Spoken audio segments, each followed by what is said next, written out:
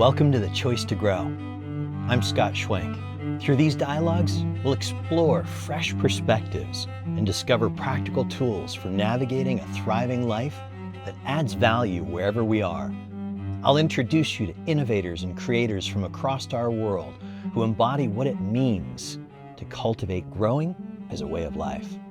Let's prepare together. Take a deep breath in. Hold the breath briefly as you soften your shoulders and soften the soles of your feet and palms of your hands. Then exhale like you're releasing tension and setting down a heavy burden from every cell. Now let's dive in. Welcome back, everybody, to The Choice to Grow. I'm Scott Schwenk, and I'm delighted to share my next guest with you.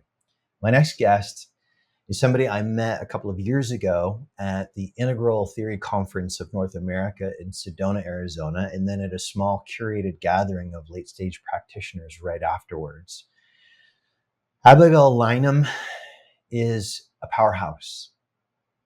She's a guide for transformation of self, systems, so individuals and collectives. That's an interesting shifting point. Like, so many of us think about growth as an individual, but what is it to hold growth and support growth in an effective way with groups and collectives? So she's exploring the shared life we all inhabit and all the layers and levels. As a coach and as a facilitator and as a creator of transformative learning journeys, she invites individuals and groups into deeper presence, expanded perspectives, and more awake, whole ways of leading and living. Thank you. She serves as senior faculty for Pacific Integral's Emergent Leadership and Generating Transformative Change programs offered on 3 continents. Now, you might recall a recent episode we had with Jeff Fitch. Jeff Fitch also is the co-founder of this GTC, Generating Transformative Change program through Pacific Integral. Abigail and Jeff are life partners and business partners, and it actually goes really, really well. So there's something to discover there. And these programs are offered on 3 continents. She also teaches for Fielding Graduate University's PhD program in Human and Organizational Development. She's a teacher candidate in John Kessler's Integral Polarity Practice. She's a developmental coach. She is trained to score adult leadership development assessments through Stages International. What those do is they can show through the answering of sentence stems like family is, my mother, when they rejected me, can get a strong, clear sense of where we take and how we take perspective consistently, where our leading edge is when we're really resourced, and where we can fall back to, and where there's opportunities for growth and specific practices based on where we're really developed instead of one size fits all practice. So she's qualified to score those assessments in this intercultural developmental inventory. She's rooted in adult developmental psychology and informed by awareness-based embodiment and relational practices. Abigail's work bridges inner and outer transformation. She's particularly passionate about the interdependence of individual and collective development, bridging divides, cultivating capacities for emergence, and supporting the awakening and unfolding of humanity in service to all of life. So without further ado, with all love and respect, welcome to you, Abigail. I'm so happy to have you on the show. I've been eagerly awaiting this for some time now. Thank you, Scott. It's really lovely to hear your, articulation of that invitation and introduction, and also just what you added to it. Feels so meaningful. Thank you. When you hear in this moment the title of this podcast, the title of the show, The Choice to Grow, I'm wondering what that evokes for you here today. Yeah, thanks for the question. Yeah, as I was preparing for our conversation today, I just was struck by the wonder of the human unfolding journey. It is and can be so fraught with suffering, with, the ways we can be confronted by life and confused by the things that we encounter along the way. And at the same time, there's something so deeply wondrous about the very fact that we do unfold, that there is a wholeness that, one, we already are, but also a wholeness that we're becoming, that is actually in its own sense operating on our behalf. And so it's an incredible thing to discover that, to recognize it. And there's a choicefulness, there is a willingness to move with that. That is an incredible thing to discover and to say yes to. So that's what that evokes for me. What is wonder? How would you articulate what wonder is? Wonder. Yeah, it's a beautiful question. I mean, there's something very unutterably simple about wonder. It's waking up in the morning and hearing a bird singing, or just the eyes that can encounter beauty even in the face of suffering. So, in a sense, that's wonder. And even a wonder about, again, these areas in our lives where we can feel confounded or struggling or suffering, that even those two can invite us into a deeper ground of who we are, and in the process of that, discovering just a wonder that is just simple and available moment to moment. As I'm listening to you, and because it's you in particular, and the things that we've just articulated about your bio and your understanding and your embodiment, I'm curious about, like, almost like stages of wonder. How Mm, wonder expresses as we develop, like what more we have access to in the terrain of wonder. Like somebody who maybe hasn't got much experience with inner work, maybe is very familiar with feeling anxious and worried a lot of the time about mm, life, and it's like, wonder, how do I, well, sometimes it happens to me, might be the mm. experience, but can I cultivate it, and how do I begin in a way that's really grounded here and now, as opposed to trying to get away from something I don't want to feel? Yeah. Yeah, it's such a good question. Yesterday, I was at a friend's birthday party for her 5-year-old, and I enjoyed hanging out with the adults, but I really spent most of my time with this, kind of group of 5-year-olds, and the wonder that they were just naturally in, the pleasure of play, and coming to know each other and running around. And so sometimes, in kind of harder, more bleak moments of life, I have in my own practice a salt wonder, actually, as a kind of antidote, or something to sustain me through those difficult moments. I can, in particular, remember a time where I probably was navigating some kind of developmental transition and felt, life didn't have a lot of wonder inherently, felt challenging to walk and to navigate. And I intuitively came across a practice that just occurred to me, that at the end of the day, I would look for where were there moments of color or beauty or wonder in my day. And in the process of that, I think we can cultivate this very phenomena that can feel inaccessible in those harder times. Mm. I'm just touched right now. I'm noticing, my own experience lately of being confronted by so-called news around the world and what's Mm, happening around um, the future of resources, the fragmentation of nervous systems, the confusion and pain about trying to find out what's true, yeah. human rights, so many things that are going on. I feel like many people are so overwhelmed and don't even know it. We're so overwhelmed, Mm, and stay at a surface level of interaction and mind while aching for depth and connection. What's mm, your yeah. experience and view? Ah, feels so true. Feels so true. Yeah, I was just thinking about the analogy that gets made about the frog that's in the pot of warming water, and at what point does it or doesn't it know to jump out? And yeah, these are really challenging, disorienting times. And even as you were speaking that, I was sort of maybe recognizing or feeling how in our avoidance of the kind of challenging circumstances that we're in, we do lose access both to the highs and lows of just what it means to be alive. And as we have the courage and support to feel the, the grief, the pain, the confusion, there actually can be a kind of wonder that co-occurs with that, with the experience of grief, for instance. So again, I'll notice it for myself. I might avoid what could feel like more difficult feelings, and there is a kind of, bliss, a beauty, a wonder that can come alongside just feeling what's true, just being with the very things that perhaps again we might avoid or confound us. Yeah.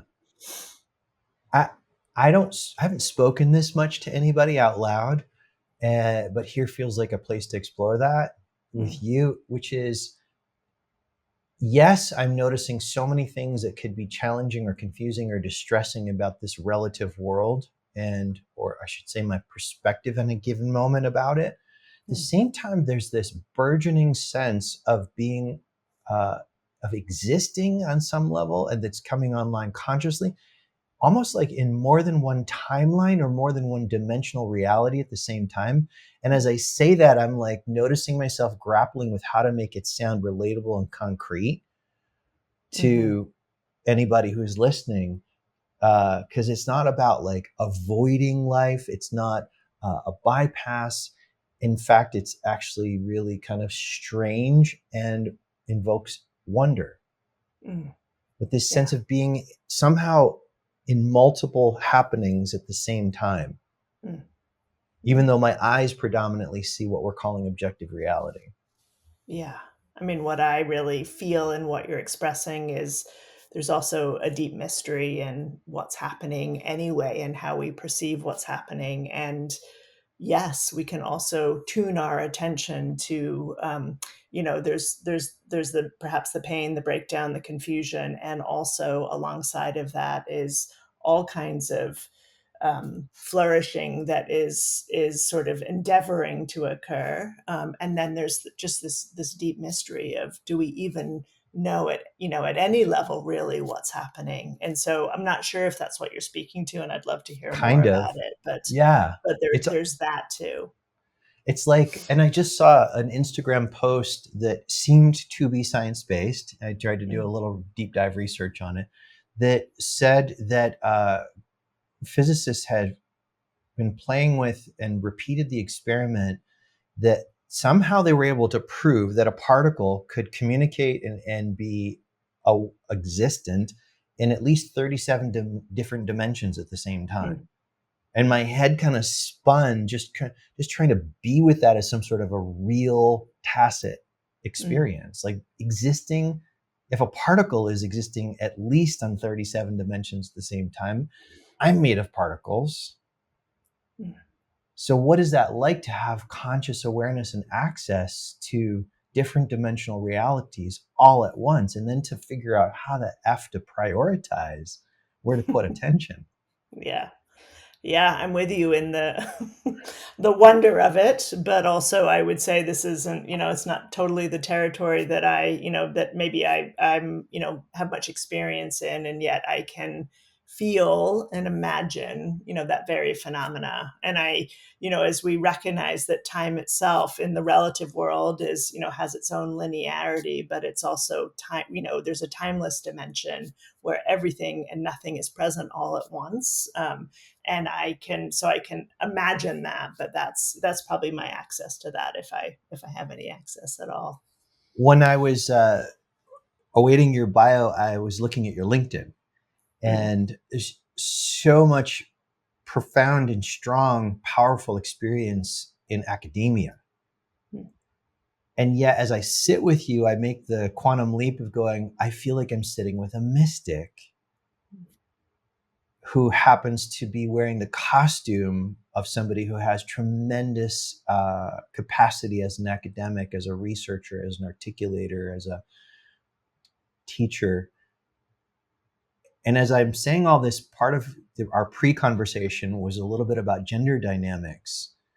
And I'm curious, hopefully this leap makes sense the way I'm asking it. How do you sense that you as a female need to be approached such that the mysticism that you have access to or the uh, abstract ways of knowing and experiencing and participating can be shared and experienced by others. How do you need to be approached as a person who's in a female body with the recognition, at least over here, that it's easy to ask a man something and get ideas from his mind and lots of explaining or facts and figures. I'm recognizing that people carry or hold certain, we could call it medicine or wisdom streams, that aren't facts as such. Mm. Like they're not something that could be videotaped or that you could measure or put a fence around. How does, in your experience, a female, and you've worked with so many female leaders, budding and actually blossomed, how does a female need to be approached in order that that wisdom stream that she carries is more willing to flow? Yeah, I mean, you've expressed a lot in that question, and I'm probably gonna. Maybe I'll take a few moments to just kind of explore and maybe trouble even the kind of category of what it means to be an academic, and then respond to your question around gender. Both territories. I really just appreciate you asking, and yeah, I just so appreciated that pre-conversation that kind of brought us into some of these realms. I want to say a couple of things about from the perspective of an academic. I earlier in my life, so I'll just tell a little bit about my own life story. My younger sister and I went to boarding school in England. My family's originally British. When I was Thought you have an accent. in my teenage years, and it was a really hard experience. It was really an experience of loss of family, of loss of culture in a sense, because I'd started to identify with US culture, and British culture was, as I experienced it, was really different at the time. And I would call it a mystical experience. I had an experience of walking down the hallway, when in boarding school, and feeling like the story I had at the time is like, there's something not okay about what's happening here in the name of education. And I had a felt sense that something wildly more was possible. And I always am in wonder that we can have those moments, again, in a really challenging time. It was almost like a lightning bolt, or a ray of sunshine that came through that said something more is possible here. And without consciously knowing it, I dedicated my life to that possibility at that moment. And I thought it meant about being in educational contexts, and creating settings that would feel more life-giving, that would support a kind of deepening relationship with ourself and the world, and a kind of coming into greater wholeness. That's my language now. It certainly wasn't my language then. And so I pursued a path of working in education, but I've always taught in fairly non-traditional settings. So I used to teach for a study abroad program in India, in Auroville. You might be aware of it. Yes. Oh, Others amazing. others might be. Let's bookmark that to come back to.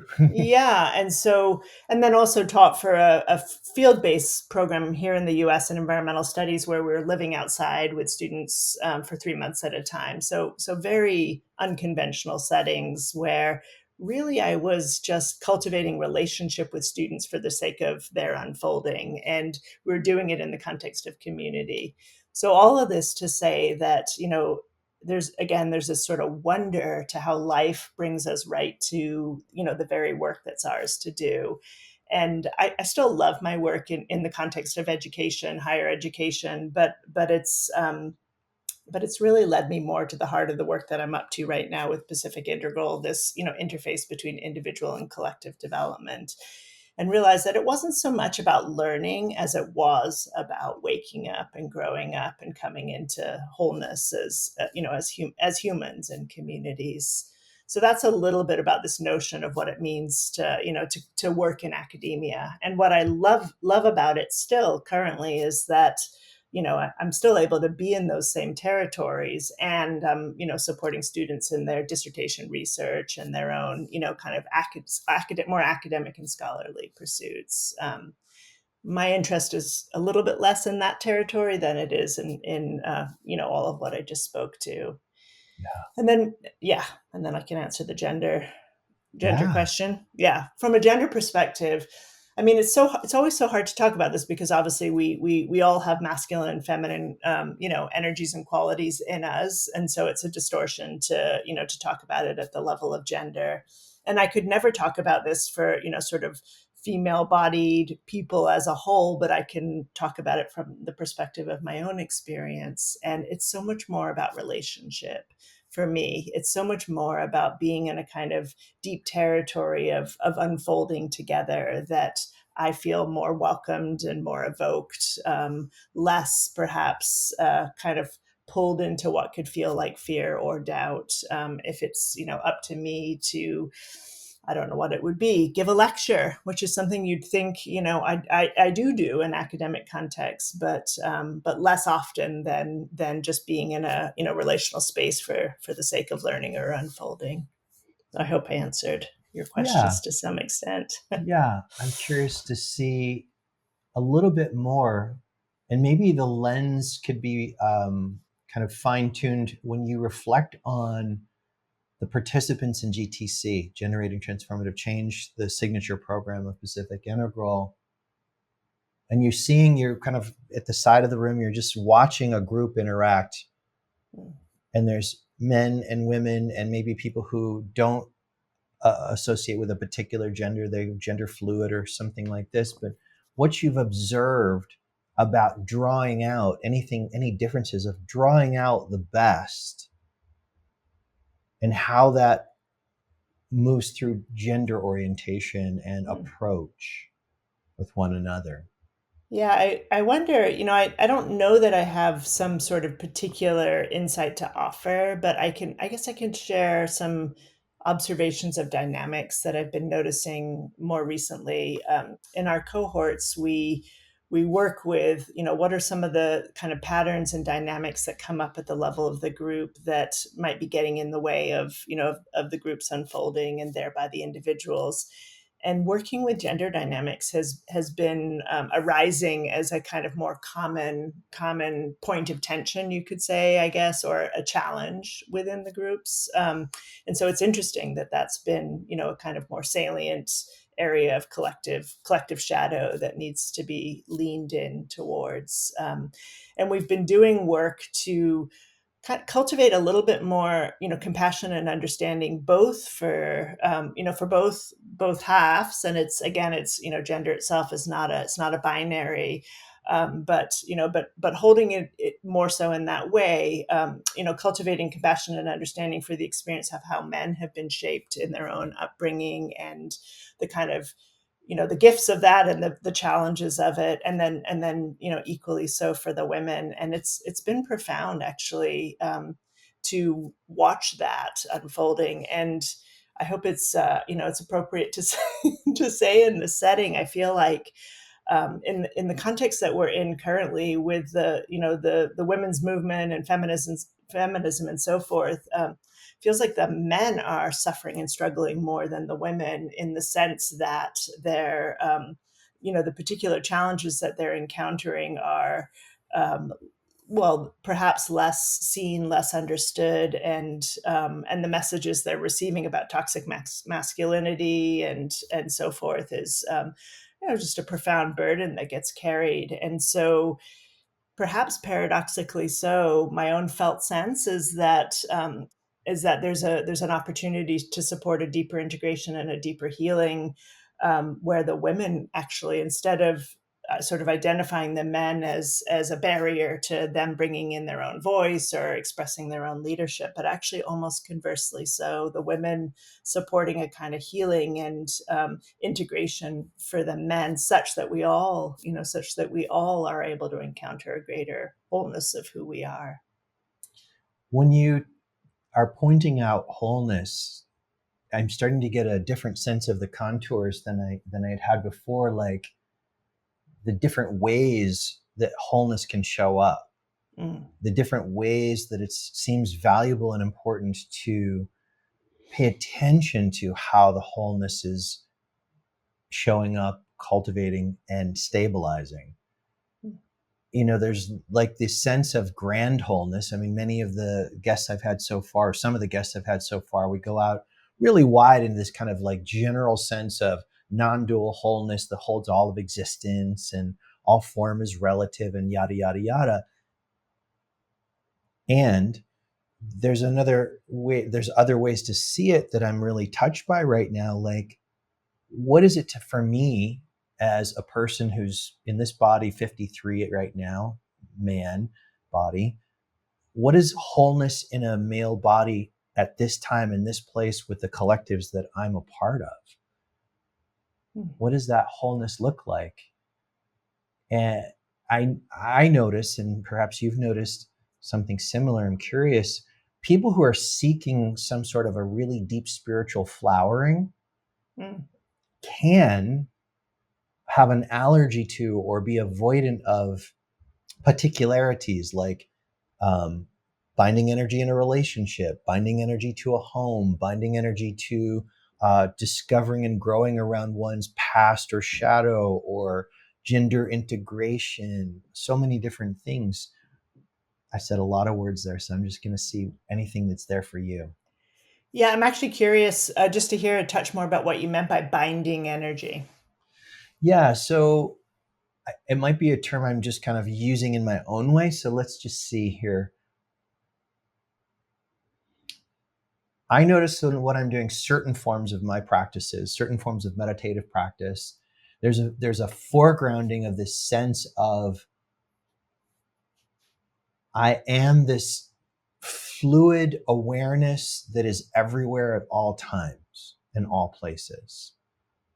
And that's in the foreground, whereas particularities like I should clean the bathroom are far, far in the background. Like it kind of maybe seems like it doesn't matter. Mm. So binding energy for me is a contemplation I'm in lately. Like in one of my helpers, an energetic form of chiropractic I received for 30 years, said to me the other day, he said, it seems like you unconsciously you avoid binding energy in relationships based on what your nervous system has taken in from previous relationships growing up. Mm. And like you enjoy and you thrive in this spiritual wideness, and yet like how are you at being okay with wanting and building a beautiful home, wanting and building uh, a dynamic loving relationship, like it has a form. Does that make more Yeah. sense? Yeah, it definitely makes more sense. And yeah, I feel touched also, Scott, hearing about how that's, some of the territory that you're navigating, and I know it so well. I've known it so well. I think about, earlier in my life, being way more comfortable in a kind of more transcendent realm, the unconditioned, the unconditional. And then when it came to, human relating, which has been part of my own healing and developmental and awakening journey, is recognizing each other as nothing other than awareness itself expressing itself through this particular human form. But it's been quite a journey, and I'm still on it too, which is to land in that knowing. And I, maybe I'll say this piece and then come back to what I heard you speaking to. Yeah, and then to notice like, oh, I could encounter, that sacred wholeness in another, but still was leaving this being, this human out of that, out of that deeper ground in a kind of more in a more non-dual or unlimited sense. And that's been yet another healing, is to, include me, she in that, in that ground.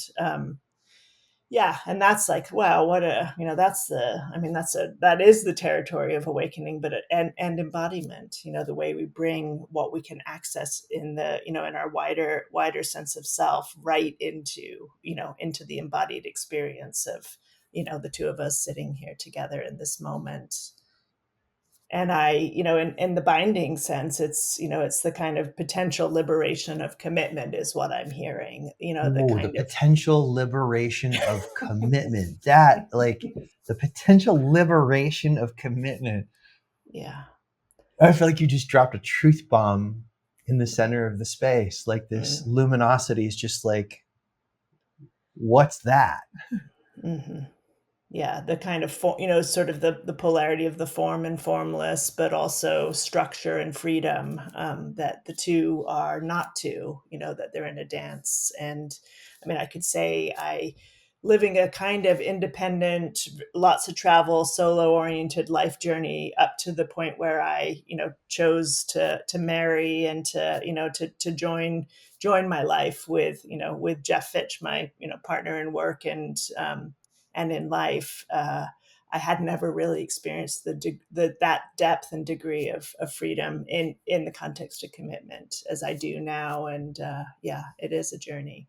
The depth and degree of freedom in the context of commitment. How many of you listeners is this kind of shaking up some of your thoughts and ideas, like that there's liberation in commitment? Mm, yeah, That's a great koan, I think, for all of us, wherever we are in the journey, is like, where do I avoid commitment out of fear of being stuck? yeah, And can I actually be stuck, or can I commit, go in, learn something, and then reevaluate and make a new movement if it's beneficial? yeah. Yeah, I remember I spent, good number of my years early in our relationship looking, when things got hard, looking for the exit door and kind of being in that question of, is it good or is it not good? And when I let go of that very exit door or that very question is when everything started to unfold and deepen. But it's something that we really work with directly in the context of our program too, because we're working with individual and collective development and awakening. And so it actually calls for a certain kind of commitment, a certain kind of willingness to be in deep relationship with this group of humans, some of whom you might love and easily connect with, and some of whom are challenging and create a kind of distancing or desire to pull away. Like those are the teachers that support a deeper integration and wholeness. I think we're in a rich vein here, and it's like really relative to the here and now of life for most people. Is like, we've got relationships wherever we go, whether it's 2 seconds with the person who takes my toll card on the freeway, Yeah, or it's a long-term committed relationship, or a family where you can't unrelate even if you don't speak. Like this terrain of getting more familiar and competent about liberation or freedom within the relationship for everybody, while still leaning into the things that are challenging and yes, using them to grow. yeah. Yeah, I mean, we could say there's in a sense there's nothing that's not a teacher to us in the world, and particularly again where we experience the rub or the impulse to distance. And this is not about not taking care of ourselves when there's real harm or real threat, but this is about when if and as we encounter people that perhaps trigger us or challenge us. It's about looking to integrate what's ours to integrate that they're stimulating in us. So in a sense, we could say it's recognizing each other as our teachers, but also as a mirror, a reflection of ourselves, of who we truly are. If you took a snippet of your life in the last maybe year or so and looked at a moment where you felt in some way triggered, Mm, handled it, but some way triggered, and you slow it down kind of frame by frame to see, like, what are the simple tools that you're using in the first moments of recognizing this is challenging or I don't like this, to resource yourself that we might benefit from. yeah, of course, so good to name that. I mean, I think first is noticing that it's happening. And, in that noticing might be oh, this person just drives me crazy, or I'm so angry or frustrated.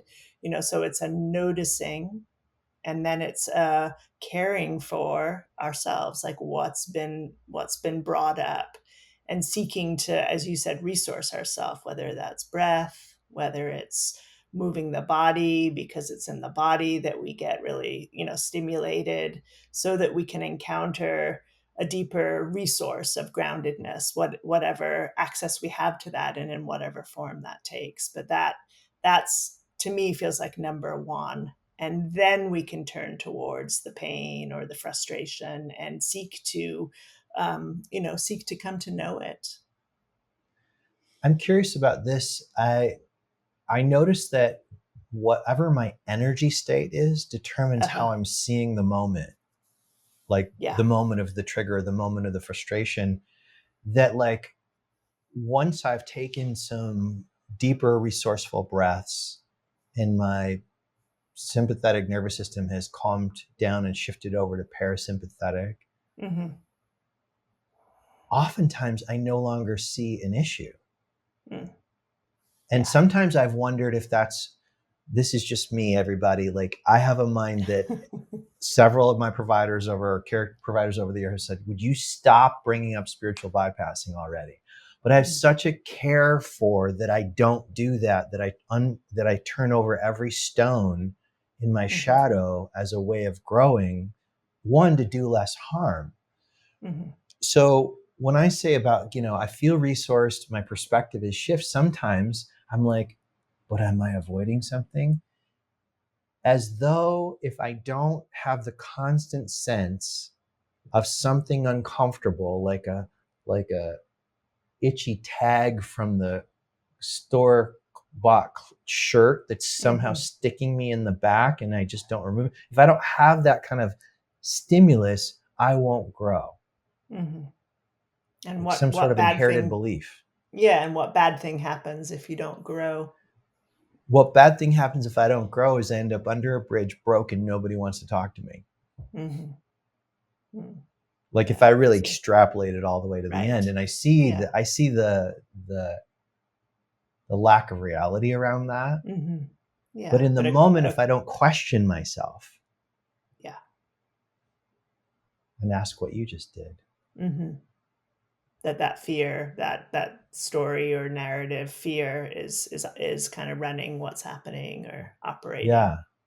Yeah. And I guess I say this by way of like out of compassion for the human situation, the human mind. Like there's so many ways I notice that I or the people I'm coaching or working with can get stimulated to stay in ordinary thinking mind Mm-hmm. and to be perceiving from a very limited view, socially constructed by our past, and then just kind of walk in circles. Yeah.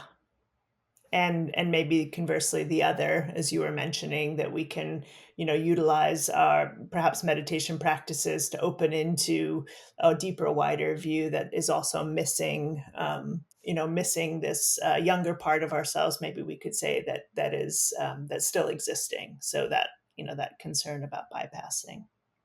You have a meditative practice, I believe. Hmm. Yeah. Are you Yeah. also practicing with Mahamudra? Yes. Yeah, I am. Yeah, it's been So deeply helpful. that my just limited access so far to that over the years is also very, very profound. And it's very syncretic with the Kashmir Shaiva Mm. meditative tradition I grew up in. Um, how do you find Mahamudra gives profound access to timeless, boundless awareness. Profound. Mhm. How do you find that you have been able to integrate that vastness with your relative Abigailness, wife of Jeff, person who lives on a certain street and is a neighbor? Like Yeah. how are you bringing it all together into the embodiment piece? I guess this is where I'm really asking about more about embodiment and what that looks Mhm. like for us. Yeah. I mean, to me, and this, I was hearing a touch of this when you were speaking earlier as well, which is, if we can open into, the deeper ground of who we are, and yet we still find ourselves, kind of repeatedly getting triggered or challenged by, a certain circumstance or a certain person, then that is good information. It's indication that the two are, they're not yet one or not two. And then that's just it's an invitation to bring that right into our practice. So to not have the two realms feel separate, but actually mutually supportive. And so to bring whatever that challenge is right into the practice, and vice versa, to bring awakened awareness into our moment to moment experience. So in my own experience, it's been a journey of remembering the deeper view, recognizing who I truly am, and remembering that because I had forgotten over and over and over again, and noticing all the ways in which that had gotten obscured. And also, as the practice develops, ultimately seeing the two as not two. In other words, and that's what I was referencing earlier, which is, I could encounter the sacred ground in another, but maybe wasn't fully recognizing that this too is nothing other than an expression of awakened awareness. And so, in that recognition, that deeper inclusion, that deeper resting in true nature, then yes, I care deeply about conduct and my impact on others, and how I'm navigating day to day life, such that I heard Jeff say in the podcast with you, such that the view doesn't get lost in the conduct, and the conduct lost in the view. And so the two, are they're deeply mutually, they're interdependent. We can't have one without the other. But to take them as separate is to, in a sense, almost reinforce that very phenomena. As you've been articulating this portion, particularly since I asked you about the Mahamudra, I'm noticing at least in my body, a sharp uptick in a transmission Mm, of timeless, boundless awareness. In fact, your voice sounds different in that flow mm, of speaking. Your posture seems a little different in that flow of speaking. And I'm curious. It seems like it's easier to deal with the relative or the triggers with this online and looking from the wideness rather than the reverse. It seems like if I look from just the the the sense of just being Scott, like mm. just being this body, just having this birthday and death day and likes and dislikes, there's very little room to move. Yeah. What's your sense of that? I couldn't agree more. Fundamentally so. Yeah. So when you're working with folks in the cohorts at GTC and Pacific Integral and the Emergent leadership cohorts, what are the key ways, like how do you guys work with breath in particular? I used Mm, to teach for years, and I became kind of known for this 3-part breath through the mouth. That was the only breath I was teaching predominantly for mm, years, and a lot happened for people. And then right before the pandemic, I pulled it back. Even though I have a course that's still making its way around the world in different languages, I pulled it back. I stopped publicly teaching it in an active or live way because I felt like many people were just getting high mm, and bypassing. mm, And so I started to integrate other forms of breath that were physically gentler. How do you guys work with breath where you're bringing somebody towards an edge, mhm. but not blowing them out so far out into kind of um, dissociative awareness? Yeah. I mean, there's good questions, and I would say we work with breath and other somatic or embodiment practices to support the unfolding and deeper presence with ourselves, just with what is. So breath is an important part of it. I think about like starting perhaps with a short meditation practice, always working with breath to land more fully in the body and more deeply in this very moment. Sometimes using breath to clear what can be contracting or constricting, so blocks in the being. And then also we do also other kinds of somatic body movements, basically to open up places where just the flow of life itself is structured or held or What does that stuck, look we could like, the say. somatic movement practice? Like if I was Yeah, in I the mean, room. yeah, we dance. We do unstructured movements, so we'll guide people through a series of movements or invite us just to move our bodies in the way that just feels either a little risky or most right. So just to open up just to open up our physical bodies. We also work with body awareness practices, drawing on Wendy Palmer's work and somatic experiencing. So there's different, and core energetics is one of the bodies of work that we bring into GTC. And for those who are new to that term, core energetics, what's the essence of that flavor of work? Yeah, it's really, I mean, it overlaps with other somatic practices, but the fundamental idea is that life itself is a flow of energy through the body, and that as we experience challenging things in life, our body structures or organizes that flow for safety, for self-protection. And in the way of the body keeps score, we're not always aware of where those holding patterns are. They can be in the major muscle groups like the diaphragm or the neck or the shoulders or the hips or the thighs. And so it's we do movements to open up those kind of strong areas of holding, such that again life itself can just start to move more fluidly and with freedom through the body. That makes sense. Would you take us through a short meditative awareness experience with the breath? Yeah, happy to. Yeah, about how long do you have in mind, Just a Scott? couple of minutes, just see what Yeah. feels like a really good flow, and the intent Mhm. would be to give us a practice that we could walk around with today and this week and beyond. When we notice ourselves kind of starting to check out or be overstimulated, to come Yeah. back to resourcefulness. Wonderful. Yeah, happy to. Yeah, so just invite us to start to bring our attention inwards. And if it's a support, you can close your eyes or lower your gaze. Just begin to contact breath as it's moving naturally through the being. And as we begin to settle in, we can feel the soles of our feet making contact with the ground.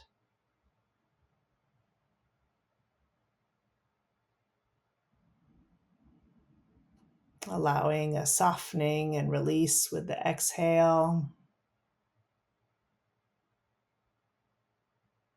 And just noticing in our bodies where there might be sensation or holding, letting the breath guide us to those parts of ourselves.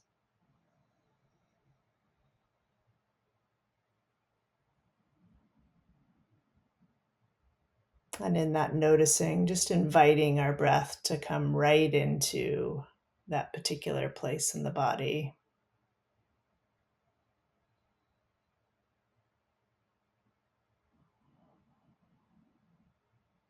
And noticing as we allow that to happen, that there can be a softening and a settling,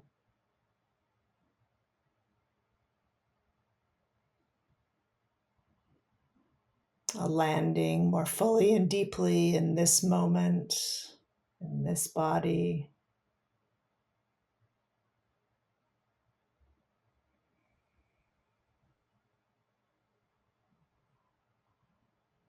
And the way that the breath, in particular our exhales, can just invite us to soften, release, deepen, and widen our sense of self,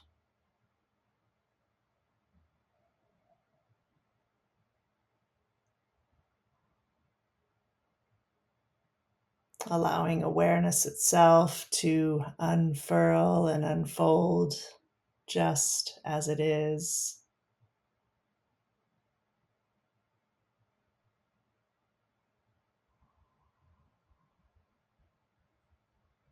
Allowing a kind of rest and holding that's a resource for whatever's present.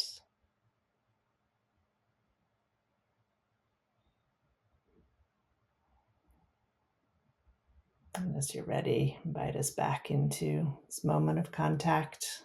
Hmm.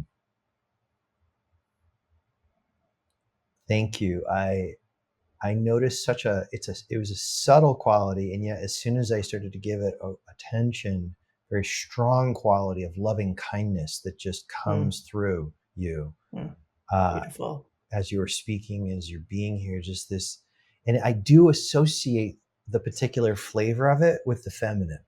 Mm, There's something about it that's like I was reflecting very kind of quickly on different facilitations I've had of sitting as an experiencer, men and women giving it, and there's something about the different feminine transmissions that feels like the coziness of a totally resourced mother and being mm, able to just relax into that. beautiful to Relax hear. into that. Yeah. Mm, And it's more than just like mother, it's also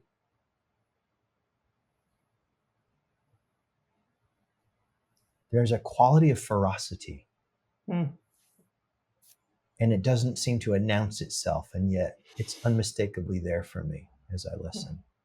So glad to hear. Yeah, and there's ways that we can hold ourselves up and away from the very ground of support and the ground that we are. And just that deeper rest, that deeper relaxation just brings us right back into contact. I'm reflecting on something. I think Jeff might have mentioned it recently in a conversation offline or in the podcast that comes out of the Tantric Buddhist understanding of mother consciousness and child consciousness Mm, merging. yeah. And that's very evoked for me right now, this part of our Hmm. conversation. Would you share a bit of your understanding of that, what mother consciousness is in that context, child consciousness, Hmm. and the kind of merger or the recognition of the non-separation? Yeah. Yeah. And I also really love the metaphor of the wave and the ocean. It's one that has, just been such a teaching for me in my own practice. But yeah, it's this, it's a just beautiful recognition that we humans in our, relative embodied self are nothing other than that mother consciousness or the ocean, viewing its own waves, and just recognizing that as, as our sense of self or perhaps a challenging experience arises, there can be a tendency to separate from that ground. And if we recognize again that it's just a wave on the ocean, then we can just know it as not two, slightly different form, but not separate ever from that deeper ground of the ocean itself. And so we can just dissolve right back into moment to moment. It's amazing to keep confronting the experience, the taste I have that what we're calling the mother consciousness, this ultimate Hmm. supportive resourcefulness, is never absent in any place, time, or circumstance, even though it might Yeah. seem like it. Like, and that Hmm. that what it can give seems to be even more potent and by far than any physical resource. Hmm. Yeah. Yeah. And it's incredible to access that, and it's also, just evokes compassion for all the ways we don't know that or don't recognize it. Yeah. Shifting gears a little bit to Oroville, Uh-huh. Oroville being the intentional community that Aurobindo and his co-teaching partner, the mother Mhm. Mira, founded, that's still thriving and discovering itself Mhm. over in India. I have only limited encounters with Aurobindo, great sage who started out as a revolutionary when India was still under British rule and had zero interest in awakening and had a spontaneous awakening in jail, much to, I think, his own disgruntlement, even maybe a little bit, and became one of the most profound articulators and experiencers and embodiers of transcendental awareness while in a body. In fact, I remember going, there's a small center here in Los Mm. Angeles. It looks like an old 70s track house Mm. where there's a temple that has relics of the mother and Aurobindo. It was one of the most powerful experiences I ever had. I was in there by Wow. myself. I can still touch it. This was probably like 10 years ago at this point. Mm. don't really have words to describe.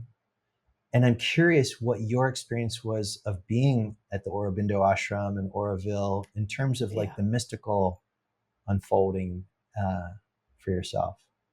Yeah. Well, I feel so blessed to have had the experiences that I have had. And it was so much earlier in my life. I was 28 years old, taking groups of students as a study abroad program to spiritually based communities for the sake of learning about, at the time, the focus of the program was on sustainability, but beautifully we were looking at sustainability through cultural lenses and through spiritual lenses, which in the context of community, which is a fairly unusual integrative approach. We also visited Plum Village and had some amazing experiences with Thich Nhat Hanh and that community.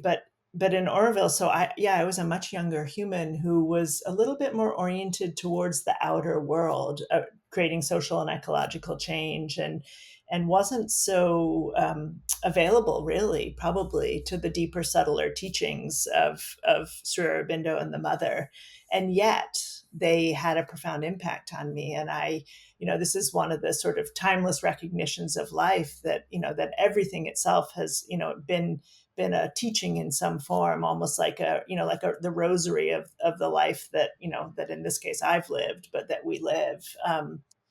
And it brought me into, I would say, similarly, actually, while I was in Oroville, I met Joanna Macy, who became a teacher for me at that time and helped me to really see how, inner work and outer work are deeply interdependent and ultimately not two.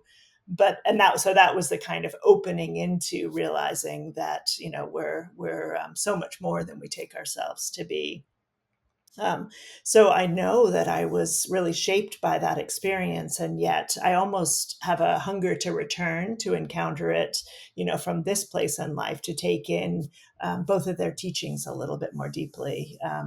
Yeah, and so it's an interesting. It was a point in my life that I think that set me on a path that I didn't even know I was on at the time.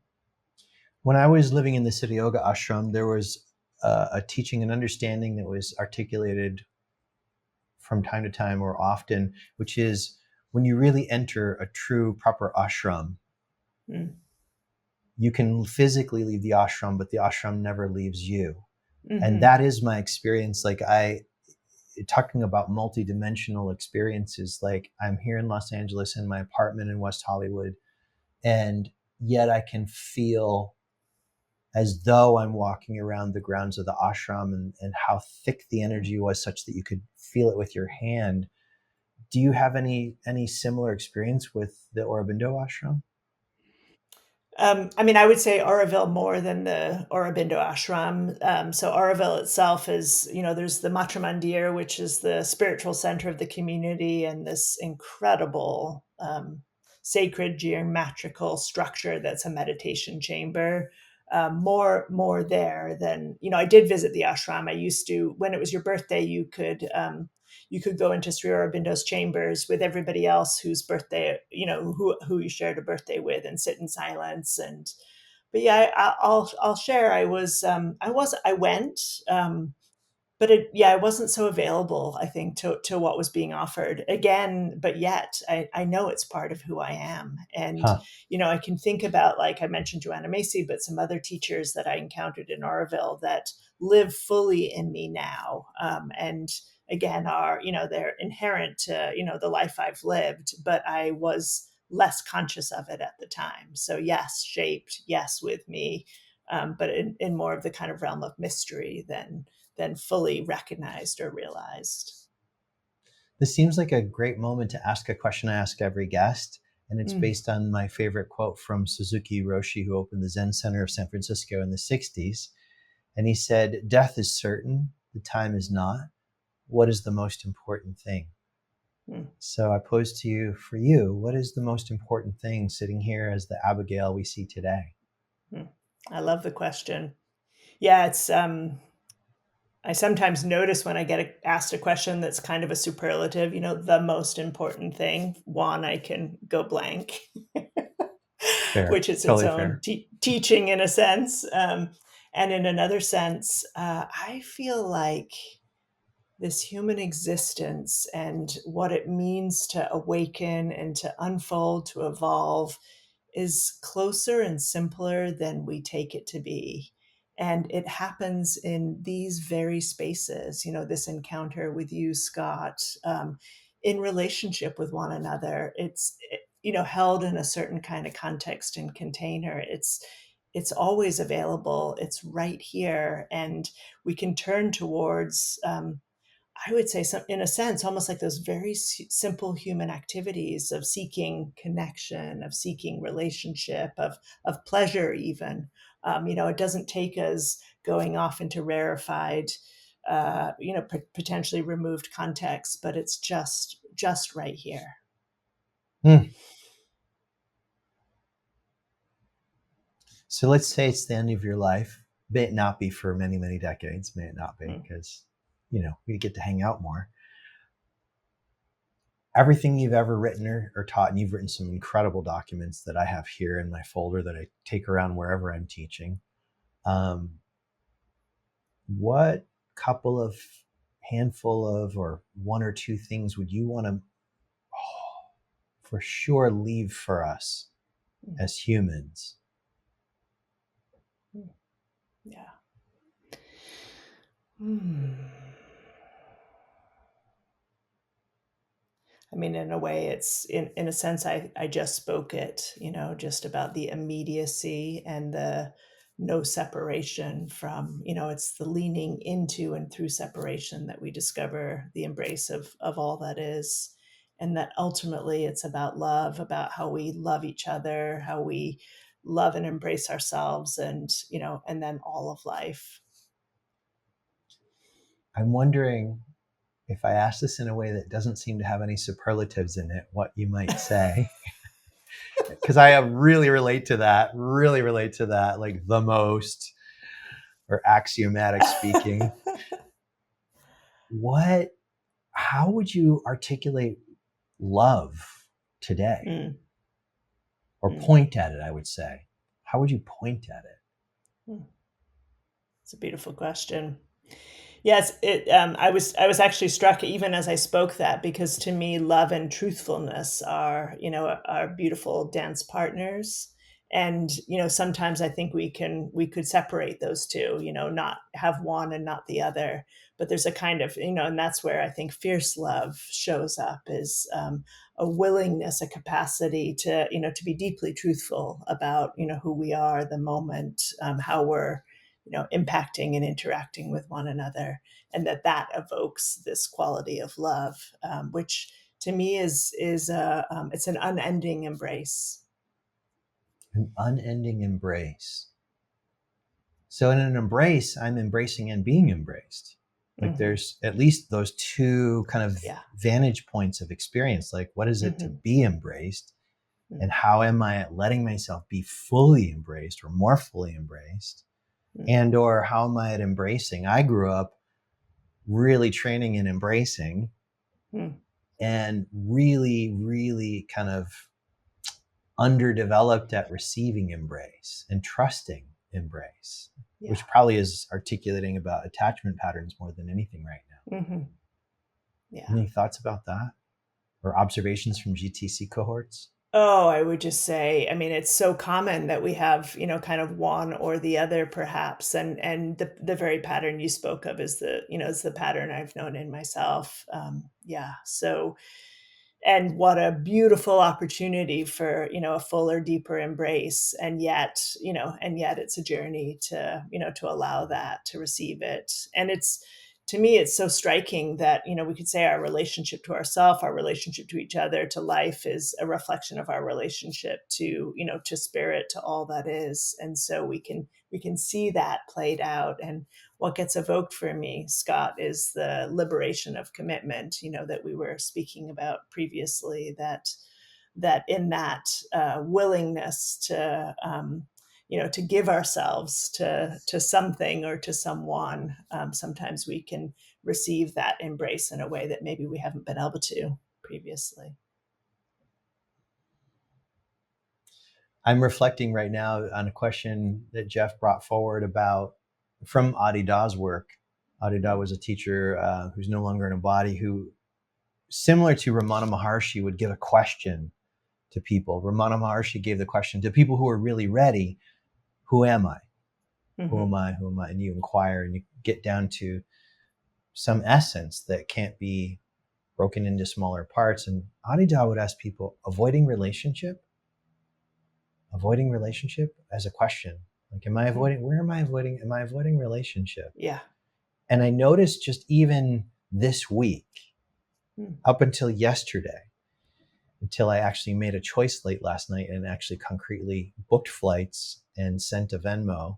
So we know a number of people in common, and there's a gathering happening that I was invited to in Montana that's coming up. And I was kind of hemming and hawing, seemingly structurally, about, can I afford the time and the money to do this at this time? And yet, in the Signal chat, seeing more and more people talking about it, I started to notice this undeniable pull to be with everybody. And then I noticed, wow, that's where my edge right now is to actually say yes and go. As somebody who didn't fit in as a kid, who didn't know how to fit in growing up, and was like a puppy with big legs and lots of energy, but didn't know how it all worked, made up all sorts of stories about I don't fit, I don't belong, that got embedded in my body, forgotten about in my thoughts, and had been impacting my ability to bind energy in relationships, like to commit to two or more people connections and show up. Yeah. And show up for all of it, not just when it's easy or fun, but to like trust the underlying ocean of love and care and connection. I don't know if there's a question in that. It's just, yeah, it's beautifully, though. It's so, to me, it's so meaningful to hear you express that, and just beautifully expressed. And the question for me that comes, first of all, I love that question from Adyashanti. I'll carry that forward. But the question that comes for me is like, what does it look like to allow a deeper state of rest in the context of relationship, a kind of allowing? And even to me, that brings in that aspect of truthfulness. Because if we if we want to separate or withdraw a little bit from relationship, or feel a lack of sense of belonging there, that's so understandable. It's it's an attempt to keep ourselves safe. And if we can actually express some of that, be more truthful about what's unfolding, what's occurring, then we can sometimes make more room for ourselves just as we are, which can allow a certain kind of rest. well, it's such a dynamic discovery for some of us, for me, to actually ask another human being for resourceful support. Yeah. To trust it's going to be there, to trust that they're capable of offering it, willing to offer it, and that it doesn't come at some high cost. That I don't have to be just constantly looking to rigorously resource myself so that nobody has to lift a finger, so that I don't risk rupture in a relationship. That was how it was. Yeah. And to just be able to, as you say, as you're pointing out, look to actively take rest in the relationship, which is not to go passive or check out, but to like slow things down, breathe, and listen. And also, it's paradoxically so that often what we seek from others, we're struggling to offer to ourselves. So, even as even as we're with somebody and it feels like we're sharing something and they're not able to hold it in the way that perhaps we need or want them to, holding ourselves with that, not shifting attention and holding them, but actually holding ourselves with that kind of love and care and understanding, can also support that deeper rest. And that's the ongoing realization. I have been talking about it in other podcasts. I take Dan Brown's work of healing attachment wounds and have people do it at myself rigorously in the mirror, eye gazing. So rather than just imagining ideal parent figures who are enlightened and attuned, resourcing me, sometimes at the same time, eye gazing, because I know what it's like to sit in the seat of the teacher or the facilitator and let that unconditional love and presence be Yeah. present. So I reflect on what it's like to do that. Then I go in the mirror and stay Mhm. Yeah. multiple times a day. That's amazing. I do that sometimes too. Particularly if I'm notice I'm in a deeper state, it's like to encounter ourselves in that. And that's to encounter God, honestly. But to let my own gaze of myself be that. Hmm.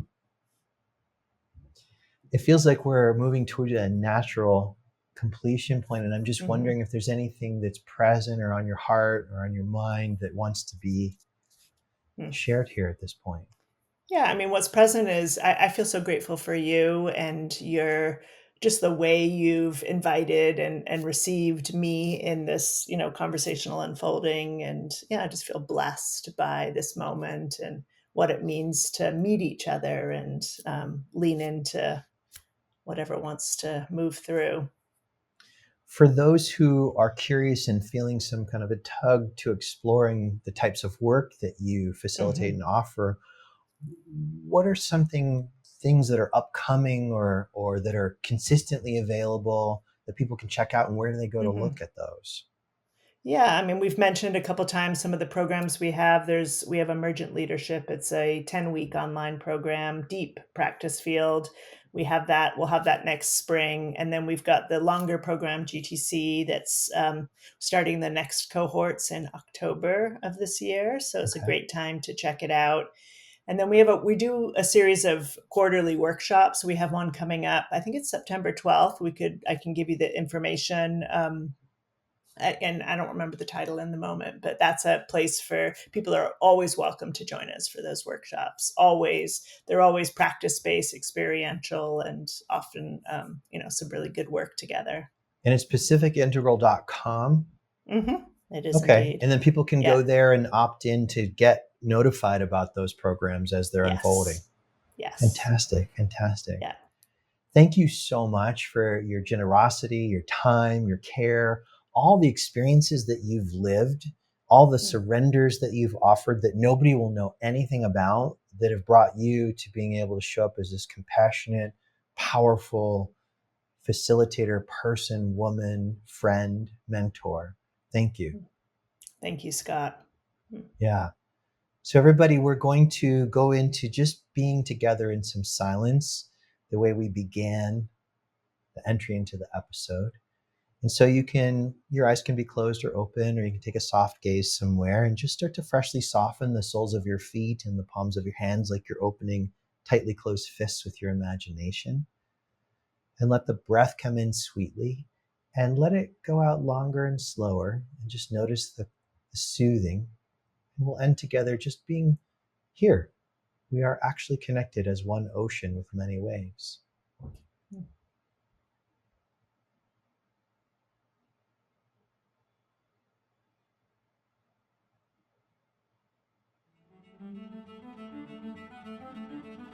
Loving the episode? Click to follow, like, and share it as widely as possible. Want to go deeper with the choice to grow? Explore the show notes. You'll find links there for going deeper with our guests, as well as how to work with me in the work of waking up, growing up, cleaning up, and showing up. Thanks for listening. Can't wait to join you in the next episode.